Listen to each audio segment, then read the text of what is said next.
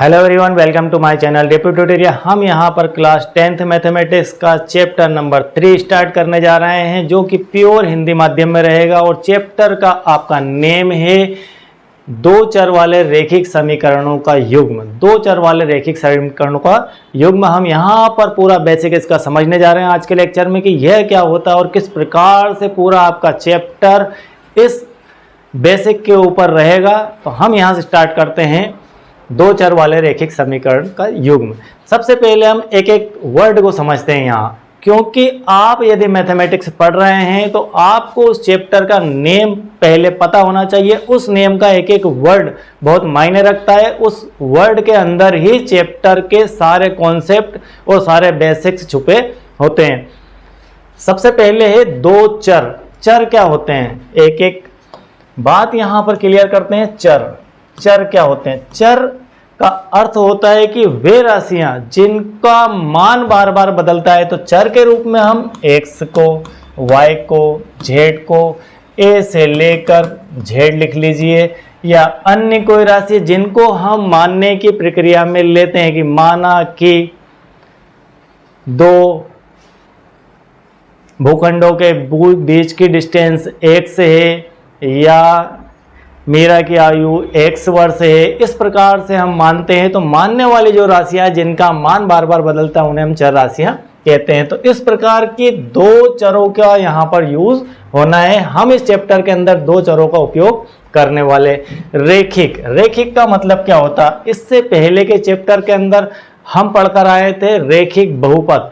रैखिक बहुपद का अर्थ यह होता है कि जिस समीकरण के अंदर, जिस बहुपद के अंदर हमने देखा था कि पावर उसकी 1 हो, जिसकी घात 1 हो, जैसे ax प्लस b, इस प्रकार से लिखा गया है। तो यहाँ पर जो आपका x है इसकी पावर 1 है, इसलिए इसे हम रैखिक कहते हैं। इसके विपरीत यदि ax square plus bx plus c ऐसा कोई लिखा हुआ है तो यह द्विघात हो गया है, इसमें घात 2 है। तो रैखिक के अंदर हमेशा चर की घात 1 रहेगी। ठीक है, इससे आगे बढ़ते हैं। अब नेक्स्ट वर्ड है इसका समीकरण। समीकरण क्या होते हैं, इसके लिए आपको एक वर्ड और यहां पर समझना होगा, व्यंजक। जैसे मान लीजिए ax प्लस by ऐसा लिखा हुआ है, ax प्लस by लिखा हुआ है और प्लस c लिखा हुआ है। क्या यह एक समीकरण है? यह समीकरण नहीं है, यह एक व्यंजक है। समीकरण होने के लिए बेसिकली शर्त होती, समीकरण का अर्थ होता है समान से। समान का मतलब होता है बराबर से। ठीक है, बराबर से। बराबर का अर्थ होता है गणित में बराबर का चिन्ह। तो जहां पर भी आपको बराबर का चिन्ह मिल जाए वह स्वतः ही समीकरण हो जाती है, चाहे वह कहीं पर भी लिखा गया हो। तो यहां पर यदि हम इस प्रकार से लिखते हैं ax plus b equal to 0, तो यह एक प्रकार की समीकरण हो जाती है। तो हम समीकरण और व्यंजक के बीच में अगर फर्क देखें तो वह फर्क सिर्फ आपका इक्वल टू के साइन का ही होता है। तो समीकरण के अंदर इक्वल टू का साइन मिलना स्टार्ट हो जाएगा। आपने चैप्टर नंबर 2 पढ़ा था बहुपद, उसके अंदर कहीं भी इक्वल टू का निशान नहीं आया था। अब यहाँ से आपका चैप्टर नंबर 3 स्टार्ट होता है और यहाँ से समीकरण स्टार्ट हो जाती है। तो अब आपको समीकरण कंटिन्यू 3 चैप्टर के अंदर मिलने वाली है। अब हम यहाँ से समीकरण को पढ़ेंगे। ठीक है, तो यह हुई आपकी समीकरण की समझ के समीकरण कैसे बनते हैं। अब बात आती है दो चरों की, कि दो वेरिएबल का यहाँ पर यूज करना है, ऐसी समीकरणों का युग्म हमें बनाना है। तो हम दो चरों का उपयोग करेंगे। एक चर हम यहाँ पर x ले लेते हैं और दूसरा चर हम यहाँ पर y लेंगे। जनरली इस प्रकार के x और y a और b में भी हो सकता है, c और d में भी हो सकता है, y और z में भी हो सकता है। ये जरूरी नहीं कि x और y में। कुल मिलाकर अब आपको दो चर यूज करना है। इससे पहले वाले चैप्टर के अंदर आपका जो बहुपद था उसमें हमने एक प्रकार के वेरिएबल का ही यूज किया था, एक प्रकार के चर का यूज किया था। यहाँ पर हम दो प्रकार के चरों का यूज करेंगे। चलिए ठीक है, तो ये हुआ हमारा नेम दो चर वाले रैखिक समीकरण। ठीक है, अब आगे बढ़ते हैं। इसके बाद हम आते हैं चैप्टर के मेन पॉइंट के ऊपर। मेन पॉइंट ये है कि इस समीकरण तो बनेगी इसके अंदर, लेकिन वे समीकरण किस रूप की होगी, एक रूप तो डिफाइन होना चाहिए कि रूप कैसा हो। क्योंकि पिछला जो चैप्टर हमने पढ़ा था उसके अंदर पढ़ा था px equal to ax square plus bx plus c, यह उसका स्वरूप था, यह उसका स्वरूप था पॉलिनोमियल का, यह हमारे बहुपद का स्वरूप था। हमने द्विघात बहुपद को पढ़ा था और इसके शून्य फाइंड किए थे। अब यहाँ पर जो हमें समीकरण पढ़ना है वह दो चर वाला है, ठीक है। तो दो चर वाले रैखिक समीकरण को हम लिखते हैं इस प्रकार से,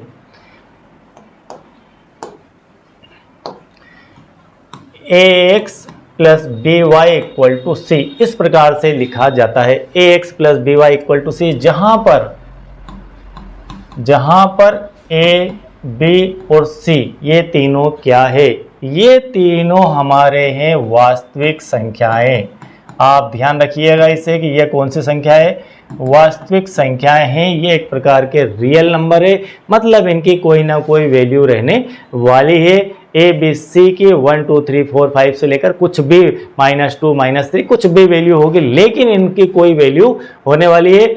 और यहाँ पर x और y, यहाँ पर x एंड y जो है दोनों आपके चर हैं। तो इस प्रकार का स्वरूप रहने वाला है आपके दो चर वाले रैखिक समीकरण का, ax plus B Y equal to C. अब बात आती है युग्म की, कि युग्म से अर्थ क्या होता है, युग्म से अर्थ होता है कि जोड़ा। यहाँ पर दो समीकरण हमें यूज करना है।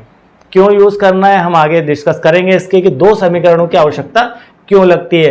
तो हम इसे अगर दो समीकरणों के रूप में लिखना चाहें तो दोनों की पहचान अलग अलग होना चाहिए। स्वरूप तो यही रहेगा, लेकिन पहचान अलग कैसे होगी, पहचान अलग करने के लिए हम उसे इस प्रकार से लिख देते हैं a1x plus b1y equal to c1। अब आपकी पहचान अलग हो गई है यहाँ से। अब आप इसे लिख सकते हैं a2x plus b2y equal to c2। तो इस प्रकार से यह इक्वेशन नंबर 1 हो जाएगी, यह इक्वेशन नंबर 2 हो जाएगी, यह समीकरण नंबर 1, समीकरण नंबर 2। और ये दोनों हमारी दो चर वाले रैखिक समीकरणों के युग्म कहलाते हैं। यह एक है और यह एक है, इसलिए इन दोनों को अगर साथ में देखें तो यह हो जाता है हमारा युग्म। क्या हो जाता है, यह हमारा युग्म है। किसका, दो चर वाले रैखिक समीकरणों का युग्म है, ठीक है। अब इन समीकरणों की आवश्यकता कैसे लगती है चैप्टर में, क्यों दो समीकरणों को लिखा जाता है और चैप्टर के अंदर दो समीकरणों का क्या उपयोग होना है, हम इन दो समीकरण से क्या देखना चाहते हैं चैप्टर के अंदर, तो ये हम देखते हैं। अब हम यहाँ से ले लेते हैं एक ब्लैंक पेज। आपको सबसे पहले ग्राफ पेपर की जानकारी तो होगी कि किस प्रकार से ग्राफ पेपर बनता है। ग्राफ पेपर का आपको मैंने पिछले चैप्टर में भी जिक्र किया था कि ग्राफ पेपर देखना बनाना हमें आना चाहिए, क्योंकि 2 से 3 चैप्टर के अंदर 3 चैप्टर है आपके। चैप्टर नंबर 7 में भी आपको ग्राफ पेपर का यूज देखने को मिलेगा, 2 में भी है और 3 के अंदर भी है। तो यहाँ पर हम इसे x अक्ष लिखते हैं, इसे y अक्ष लिखते हैं। यहाँ पर x प्लस होता है, यहाँ पर y प्लस होता है, यहाँ पर x माइनस होता है और यहाँ पर y माइनस होता है। ये हमारे दो अक्ष होते हैं, इसे हम x अक्ष कहते हैं, इसे y अक्ष कहते हैं। और इसके निर्देशांक जो होते हैं, इसके निर्देशांक होते हैं, मान लीजिए यहाँ पर कोई पॉइंट है, इस पॉइंट को हम कैसे देखते हैं ग्राफ पेपर के ऊपर या कैसे बनाते हैं। तो यहाँ पर हम x की कोई वैल्यू, तो यहाँ पर x और y पढ़ा जाता है, कोऑर्डिनेट इसके x एंड y है। x और y से अर्थ है कि यहाँ पर हम ग्राफ पेपर पर जो लाइन होती है, मान लीजिए कि यह लाइन नंबर आपकी 5 है और यह लाइन नंबर आपकी 6 है। इस प्रकार से ये 5 और 6 है, तो यहाँ पर हम इसे पॉइंट नाम दे देते हैं P और इसे हम लिखेंगे 5 एंड 6। ये हमारे निर्देशांक कहलाते हैं P बिंदु के लिए। तो यह होती ग्राफ पेपर की समझ। इसे इस प्रकार से बनाया जाता है। यदि x की वैल्यू माइनस में हो और y की वैल्यू, यहाँ पर x की वैल्यू यदि -5 है और इसके यहाँ पर, तो यह पॉइंट आपका कहलाएगा -5 एंड प्लस का 6। तो यहाँ पर 1 2 3 4 करके यह -5 और 6, तो यहाँ पर हम इसे लिखेंगे -5 एंड 6। यह हो गए इस बिंदु के निर्देशांक। मान लीजिए ये आपका Q बिंदु है, तो Q बिंदु के निर्देशांक यहाँ पर -5 और 6 के रूप में लिखे जाएंगे। तो इस प्रकार से हम ग्राफ पेपर को बनाते हैं, जिसका बहुत ही डिटेल मैंने पिछले लेक्चर्स के अंदर आपको दिखाया था। इस ग्राफ पेपर के ऊपर जब हम किसी भी समीकरण की लाइन को खींचते हैं, समीकरण की लाइन मतलब अब हम चैप्टर पढ़ रहे हैं हमारी एक चर वाली रैखिक समीकरण, तो सॉरी दो चर वाली रैखिक समीकरण, तो ax plus B Y equal to C. इस समीकरण के लिए जब हम ग्राफ पेपर पर जाएंगे तब हमें एक इससे लाइन प्राप्त होगी। हम ये भली भांति जानते हैं, और अगेन मैं रिपीट कर देता हूं कि जब भी आपकी इक्वेशन की बहुपद की पावर 1 होगी, पावर 1 से अर्थ है कि इसमें मैक्सिमम पावर कितनी है, यहाँ पर किसी भी चर की ले लो आप, मैक्सिमम पावर 1 ही है, किसी भी चर की ले लें मैक्सिमम पावर इसकी क्या है 1 है। आप ध्यान से समझ लीजिए, मैक्सिमम पावर 1 है। अगर मैक्सिमम पावर 1 है तो ग्राफ पेपर के ऊपर आपको हमेशा एक इस प्रकार की स्ट्रेट लाइन देखने को मिलेगी। जब आप इसके पॉइंट निकालेंगे x और y के लिए, तब आपको जो भी पॉइंट है उन पॉइंट को मिलाते जाएंगे तो आपको एक लाइन प्राप्त होगी। ठीक है, तो जब भी एक लाइन प्राप्त होगी इसका अर्थ है कि उसकी मैक्सिमम पावर 1 है, उसकी घात 1 है, और वह जो है रैखिक समीकरण है। इसके विपरीत यदि हमने बहुपद में देखा था कि यदि हमारा समीकरण या बहुपद ax square plus B X plus C के फॉर्म में है, ax square plus B X plus C के फॉर्म में है, तब हमें यहाँ पर जो ग्राफ पेपर पर लाइन मिलती है वह परवलय की लाइन मिलती है। तो बिल्कुल क्लियर हो जाए आप कि हमें जो समीकरण पढ़ना है वह समीकरण अध्याय 3 में है रैखिक समीकरण, और रैखिक समीकरण पढ़ने में हमें जो इक्वेशन यूज होगी उस इक्वेशन से हमें ग्राफ पेपर के ऊपर एक सीधी लाइन प्राप्त होने वाली है। ठीक है, क्लियर बिल्कुल, यहाँ पर इसमें कोई कंफ्यूजन डाउट नहीं होना चाहिए। यहाँ पर एक लाइन आ चुकी है। अब हम यहाँ पर पढ़ेंगे दो लाइन। कितनी लाइन? दो लाइन। दो लाइनें हमें क्यों मिलने वाली ग्राफ पेपर के ऊपर? क्योंकि हम यूज कर रहे हैं समीकरणों का युग्म, समीकरणों का युग्म यूज कर रहे हैं, एक ये वाली समीकरण एक ये वाली समीकरण, तो दोनों समीकरणों के युग्म से हमें दो लाइनें यहां पर मिलने वाली है ग्राफ पेपर के ऊपर। जब दो लाइनें हमें मिलेगी तब उनकी प्रॉपर्टी क्या होगी, वो किस प्रकार का बिहेवियर करेगी, हम यहाँ पर थोड़ा सा समझ लेते हैं कि उसमें कितने प्रकार के वेरिएशन हो सकते हैं दोनों लाइनों के मिलने के। दोनों लाइनों के मिलने के वेरिएशन हमें यहाँ पर सीखना है। तो नंबर एक बात कि ग्राफ पेपर के ऊपर इस प्रकार से हो सकता है कि हम 3 पे यहाँ पर बनाते हैं, एक सेकंड यहाँ ग्राफ पेपर खींच लेते हैं और थर्ड वाला ग्राफ पेपर यहाँ पर खींच लेते हैं। ये आपका x है, यह आपका y है, ये y हो गया, ये x हो गया, ये y हो गया और ये x हो गया। ठीक है, ये हमारे अक्ष हैं। अब हम दो इक्वेशन लेकर, दो समीकरण लेकर, एक समीकरण से हमें एक लाइन मिलेगी। अब कंडीशन क्या बन सकती है? कंडीशन ये बन सकती है कि मान लीजिए एक लाइन से, एक समीकरण से आपको इस प्रकार की एक लाइन प्राप्त हुई और दूसरे समीकरण से आपको इस प्रकार की एक लाइन प्राप्त हुई और दोनों लाइनों ने यहाँ पर इंटरसेक्ट किया, प्रतिच्छेद किया। एक कंडीशन ये हो सकती है।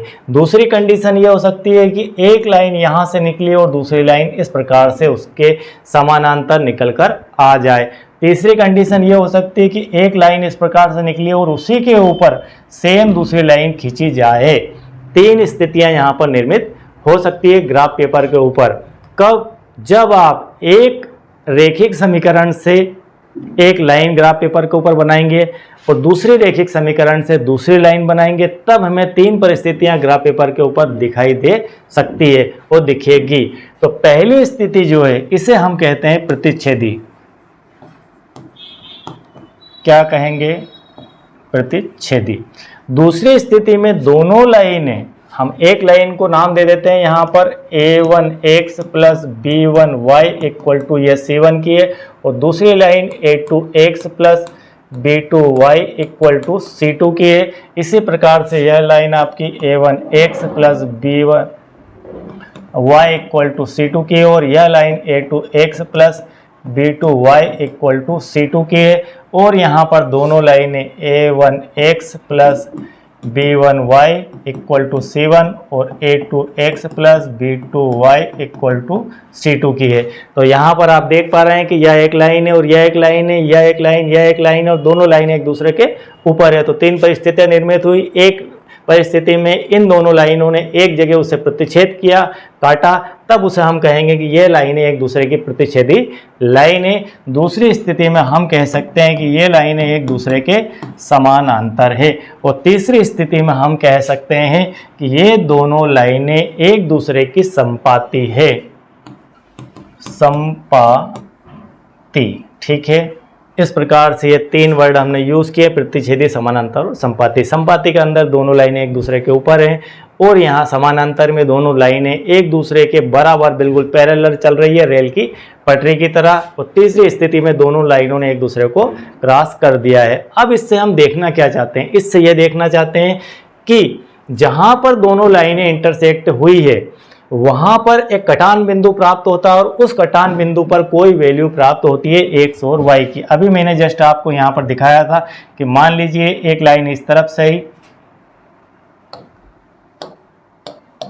एक लाइन इस तरफ से ही और एक लाइन इस तरफ से ही, इन दोनों ने यहाँ पर क्रॉस किया। यहाँ पर क्रॉस किया तो यहाँ से हम देखेंगे कि इस पॉइंट P की वैल्यू क्या है। इस पॉइंट P की वैल्यू से अर्थ है कि इसके निर्देशांक क्या है। तो हम यहाँ पर x को माइनस में देखते हैं और y को प्लस में देखते हैं। तो यहाँ पर मान लीजिए कि आपके y में 1 2 3 4 तक चला गया है ये, और यहाँ 2 तक गया है माइनस के। तो इस P के निर्देशांक होंगे -2 + 4। अब यह हो गई आपकी वैल्यू x और y की। तो यहाँ पर x = -2 है और y = 4 है। तो ये ग्राफ पेपर आपको x और y की वैल्यू बताता है। किसके लिए बताता है? दोनों समीकरणों के लिए। ये दोनों जो समीकरण हमने यहाँ पर खींची है, a1x + b1y = c1 और a2x + b2y = c2, इन दोनों में जो x और y है, यह x और y, यह x और y, इन दोनों की प्रॉपर वैल्यू क्या आएगी जो इन समीकरणों को संतुष्ट करती है। से अर्थ है कि यदि x और y की वैल्यू रखें तो यहाँ c1 मिल जाना चाहिए और इसमें इसकी वैल्यू रखें तो यहाँ c2 मिल जाना चाहिए। इस प्रकार से कोई वैल्यू निकालने के लिए हम ग्राफ मेथड का यूज़ करते हैं। तो यह एक प्रकार की आपके चैप्टर में मेथड दी गई है कि हमें x और y की वैल्यू फाइंड करने की विधि ज्ञात करना है। तो वह विधि हमारी है ग्राफ पेपर विधि। ठीक है, तो हम ग्राफ पेपर विधि से इस प्रकार से x और y की वैल्यू हम फाइंड कर सकते हैं। तो यह हमारा ग्राफ पेपर हुआ। अब हम इसके बाद यहां से इनके बिहेवियर के आधार पर गणितीय रूप में x और y की वैल्यू के लिए कुछ लिखते हैं। वो क्या लिखते हैं? अब थोड़ा सा इसका बेसिक और देख लेते हैं। पहले हम यहाँ पर कंडीशनल अगर देखें, इनको रेशो के फॉर्म में अगर लिखें तो क्या हो सकता है? 3 कंडीशन निर्मित हो सकती है रेशो के फॉर्म में। क्या हो सकती है कि एक कंडीशन ये है कि a1/a2, ठीक है, नॉट इक्वल टू b1/b2 हो। a1/a2 की कोई वैल्यू रेशो में लिखें और b1/b2 की कोई वैल्यू रेशो में लिखें, तब ये दोनों एक दूसरे के इक्वल नहीं हो। एक स्थिति यह निर्मित हो सकती है। दूसरी स्थिति यह निर्मित हो सकती है कि a1/a2 इक्वल टू हो b1/b2 but not equal to c1/c2, यह स्थिति निर्मित हो सकती है। एक स्थिति यह निर्मित हो सकती है कि a1/a2 equal to b1/b2 equal to c1/c2, यह स्थिति निर्मित हो सकती है। 3 प्रकार की स्थितियां यहाँ पर बन सकती है कि a1/a2 का जो रेशो है वह b1/b2 के रेशो के इक्वल ही नहीं हो। दूसरी स्थिति है कि यह दोनों इक्वल हो लेकिन यह दोनों इक्वल ना हो। तीसरी स्थिति कि यह तीनों इक्वल हो। इन 3 स्थितियों के कारण 3 प्रकार की रेखाएं हमें प्राप्त होती है, या ये कहें कि 3 प्रकार की रेखाओं से हमें 3 प्रकार की स्थितियां प्राप्त होती है। अब ये दोनों बातें अलग अलग है लेकिन हमें इसे मिक्स कर कर देखना होगा। ये दोनों अलग अलग मेथड है लेकिन हम इसे साथ में सीखते हैं। यदि इस प्रकार की स्थिति निर्मित होती है तब हम कह सकते हैं कि इन रेखाओं की स्थिति क्या है। ये दोनों रेखाएं इस प्रकार की रेखाएं आपकी है, एक दूसरे को इंटरसेक्ट कर रही है, इंटरसेक्ट हो रही है। तो हम कह सकते हैं कि a1/a2 not equal to b1/b2 की कंडीशन है। और यदि रेखाएं एक दूसरे के संपाती है, एक दूसरे के ऊपर है, ओवरलैप है, तब हम कह सकते हैं कि तीनों एक दूसरे के इक्वल है।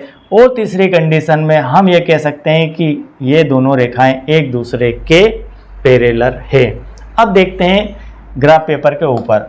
ग्राफ पेपर पर यदि चलते हैं, हमने अभी यहाँ पर देखा कि यह स्थिति कब निर्मित होती है, यह होती है A1/A2 not equal to B1/B2 के कारण, और यह समानांतर की स्थिति निर्मित होती है A1/A2 equal to B1/B2 but not equal to C1/C2 से। और तीसरी स्थिति संपाती की प्राप्त होती है A1/A2 equal to B1/B2 equal to C1/C2 से। ठीक है, अब हम ग्राफ पेपर भी देखें, यहाँ पर हमें एक वैल्यू प्राप्त हो गई, यहाँ पर हमें क्या वैल्यू प्राप्त हो रही है, यहाँ पर कोई वैल्यू प्राप्त नहीं हो रही, मतलब हमें यहाँ पर x और y के मान मिलेंगे। ठीक है, x और y के मान मिल जाएंगे क्योंकि दोनों लाइनें एक दूसरे को क्रॉस कर रही है। यहाँ पर देखें तो क्या x और y के कोई मान मिल रहे हैं आपको, तो हम देख पा रहे हैं कि ये दोनों लाइनें एक दूसरे के समानांतर है। जब तक लाइनें एक दूसरे को इंटरसेक्ट नहीं करेगी, काटेगी नहीं, प्रतिच्छेद नहीं करेगी, तब तक आपको यहाँ पर कोई मान मिलने वाला नहीं है। तो हम इस स्थिति में कह सकते हैं कि हमें x और y का मान नहीं मिलेगा, मान नहीं मिलेगा। ठीक है, हमें यहाँ पर x और y की कोई वैल्यू मिलने वाली नहीं है। और तीसरी स्थिति में जब दोनों लाइनें एक दूसरे को ओवरलैप करके चल रही है, इसका अर्थ है कि आपका हर पॉइंट x और y बिंदु के लिए दर्शाता है। आप किसी भी बिंदु के ऊपर जाएंगे, आपको x और y की वैल्यू मिल जाएगी। तो यहाँ पर जो x और y की वैल्यू मिलेगी वह कैसी मिलेगी, अनंत मिलेगी। आपको यहाँ पर अनेक वैल्यू मिलेगी, चाहे जितनी वैल्यू आप निकाल सकते हो उतनी वैल्यू आपको यहाँ पर x और y की मिल जाएगी। तो यहाँ x और y की कोई वैल्यू हमें मिलने वाली नहीं है, हमें x और y की यहाँ पर एक वैल्यू, यूनिक वैल्यू मिलेगी, सिर्फ एक ही वैल्यू मिलेगी, और यहाँ पर अनंत वैल्यू मिल जाएगी। अब आगे बढ़ते हैं, इनके वर्ड से देखते हैं वर्ड टू वर्ड। x और y की जब वैल्यू मिलती है और इस परिस्थिति को हम कहते हैं अद्वितीय हल। क्या कहते हैं, अद्वितीय हल, एक यूनिक हल होता है। ठीक है, और इसको हम कहते हैं कोई हल नहीं, कोई हल नहीं। और तीसरी स्थिति में हम इसे कहते हैं अनंत अनेक हल। तीसरी स्थिति को हम कहेंगे अनंत अनेक हल। तो यह तीन स्थितियां आपके सामने हैं। इन तीन स्थितियों के कारण हमने ये दोनों अलग अलग विधियां होती है, लेकिन दोनों विधियों को आपको ग्राफ पेपर के ऊपर एक साथ बता दिया है, और इसके बारे में थोड़ा सा और डिटेल में हम देखेंगे। चलिए इसके बाद आगे बढ़ते हैं। तो यह तो हुआ हमारा पूरा बेसिक इसका। ठीक है, तीनों लाइनों की स्थिति किस प्रकार से होती है, इंटरसेक्ट होने पर, पैरेलल होने पर और हमारी संपाती होने पर। इसके बाद कुछ वर्ड और आते हैं इसके अंदर, हम उसे भी देख लेते हैं और क्लियर कर लेते हैं, क्योंकि ये बेसिक चल रहा है और बेसिक के अंदर हमें सब कुछ क्लियर हो जाना चाहिए। दो चरों में एक रैखिक समीकरण युग्म द्वारा निरूपित रेखाओं के व्यवहार को तथा हल के अस्तित्व होने को निम्न प्रकार से एक सारांश के रूप में हम व्यक्त कर सकते हैं। क्या है वे, रेखाएं एक बिंदु पर प्रतिच्छेद कर सकती है। इस स्थिति में अभी हमने देखा कि रेखाएं एक बिंदु पर यदि प्रतिच्छेद करती है तो इस स्थिति में समीकरण युग्म का अद्वितीय हल होगा। हमने यहाँ पर दिखाया कि अद्वितीय हल होगा, उसे हम अद्वितीय हल भी लिखते हैं। और अवरोधी समीकरण युग्म भी इसे कहते हैं। ये वर्ड इतना मीनिंगफुल नहीं है, इतना ज़्यादा इसका वेटेज इस आपके चैप्टर में नहीं है। रेखाएं समानांतर हो सकती है, इस स्थिति में समीकरण का कोई हल नहीं होता है।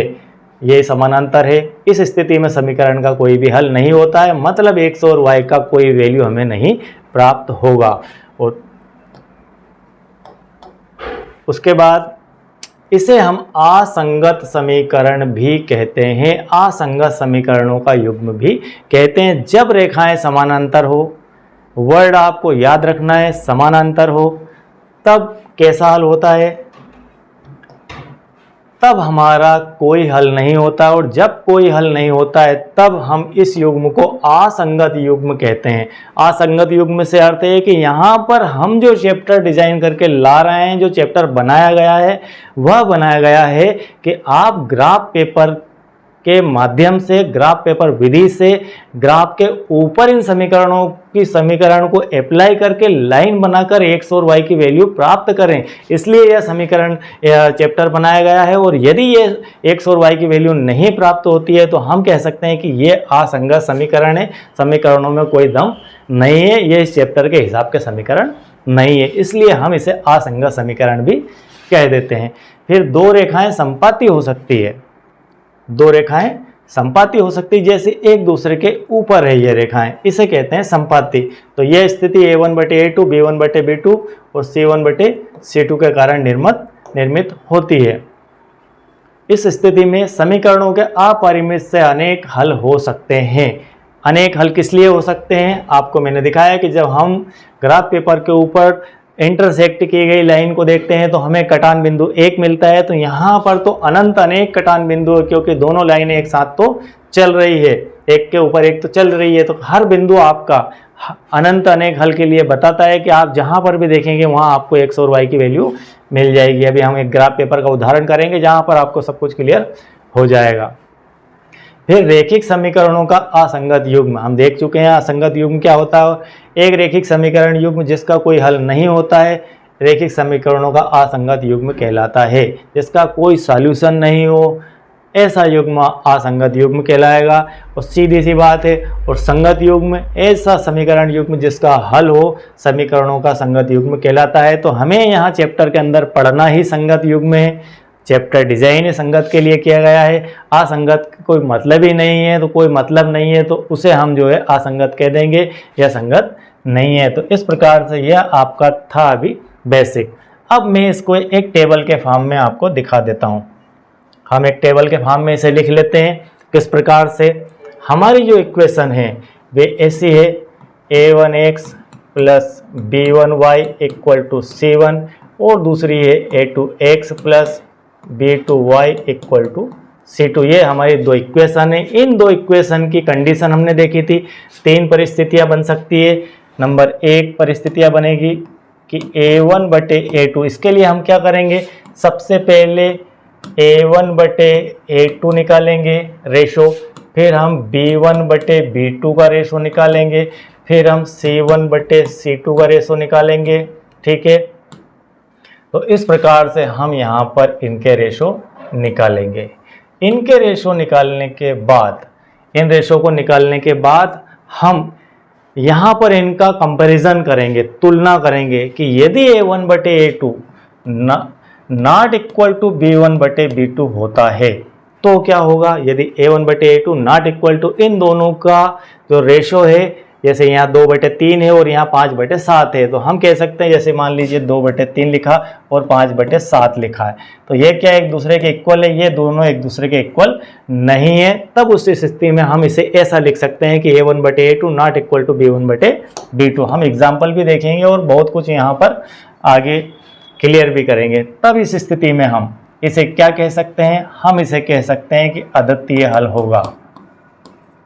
कैसा हल होगा? अद्वितीय हल होगा। अद्वितीय हल से अर्थ है कि हम इसे दूसरे शब्दों में कहें तो इसका हल होगा। हल होगा का अर्थ है कि x और y का मान निकलेगा। ठीक है, आपको कई शब्दों में मैंने इसे क्लियर कर दिया है। x और y की वैल्यू यहाँ पर प्राप्त होगी यदि इसे हम किसी भी मेथड से हल करेंगे। आपको इस चैप्टर के अंदर मेनली 3 मेथड दी गई है, जिसमें एक ग्राफ मेथड है और एक एलिमिनेशन मेथड है और एक प्रतिस्थापन मेथड है। तो तीनों मेथड से हम अगर किसी भी मेथड से अप्लाई करेंगे तो x और y की वैल्यू निकल कर आएगी, और यदि इस प्रकार की कंडीशन नहीं है तो नहीं निकलेगी। यह देखने के लिए यह शॉर्ट फॉर्म बनाया गया है। इसके बाद a1/a2 इक्वल टू b1/b2 हो, नॉट इक्वल टू c1/c2 हो। इस परिस्थिति के अंदर हमें कौन सा हल मिलेगा? हमें मिलेगा कोई हल नहीं। क्या मिलेगा? कोई हल नहीं मिलने वाला है, कोई हल नहीं मिलने वाला है। इसका अर्थ है कि इसके अंदर जो रेखाएं हैं वो कैसे मिलेगी ग्राफ पेपर के ऊपर, वह रेखाएं मिलेगी आपको समानांतर। आपको सभी वर्ड को एक साथ सीखना है। समानांतर रेखाएं कब मिलती है? जब कोई हल नहीं होता है। और कोई हल नहीं कब होता है? जब a1/a2 इक्वल टू b1/b2 और नॉट इक्वल टू c1/c2 हो, तब इसका अर्थ यह है कि x और y का मान नहीं निकलेगा। ठीक है, आप इसे ऐसा लिख सकते हैं कि x और y का मान नहीं निकलने वाला है। और तीसरी परिस्थिति जो है वो तीनों एक दूसरे के इक्वल हो, a1/a2 इक्वल टू b1/b2 और इक्वल टू c1/c2। इस स्थिति में अनेक हल होंगे। ठीक है, और रेखाएं कैसी होगी? एक दूसरे के संपाती होगी। रेखाएं हमारी एक दूसरे के संपाती होगी, और जब संपाती रेखाएं होगी तो x और y के मान की क्या स्थिति होगी? अनेक मान होंगे इनके, चाहे जितने आप निकाल सकते हैं, अनंत अनेक मान होंगे। तो अनंत अनेक मान की स्थिति तब निर्मित होगी जब यह रेशो हमारे a1/a2 b1/b2 और c1/c2 एक दूसरे के इक्वल हो। तो यहाँ पर हम इतना सब कुछ बेसिक में क्लियर कर चुके हैं। आई होप कि आपको यह सब बिल्कुल क्लियर हो चुका होगा। इस चैप्टर का यह था बेसिक। आज इंट्रोडक्शन प्लस बेसिक था, जिसके अंदर हमने सब कुछ यहाँ पर क्लियर कर लिया है। रेखाओं के बारे में, ग्राफ पेपर के बारे में, और आपके रेशो के बारे में, और आपकी इक्वेशन के बारे में वर्ड टू वर्ड पूरा क्लियर हो चुका है। आई होप कि आपको यह बात समझ में आ गई होगी। यदि आप चैनल के साथ नए हैं, पहली बार जुड़े हैं, पहली बार देख रहे हैं और सीख रहे हैं, तो चैनल को सब्सक्राइब कीजिए, लाइक कीजिए और अपने दोस्तों को शेयर कीजिए। और यदि आप पहले से हमारे फॉलोअर हैं तो आपको बहुत बहुत धन्यवाद। और बाकी जो नहीं है वो भी हमारे साथ ऐड हो जाएंगे, ऐसा मेरा विश्वास है। Thank you very much. अब नेक्स्ट पार्ट के अंदर हम बिल्कुल डिटेल में तीनों वीडियो को कंप्लीट करने वाले हैं।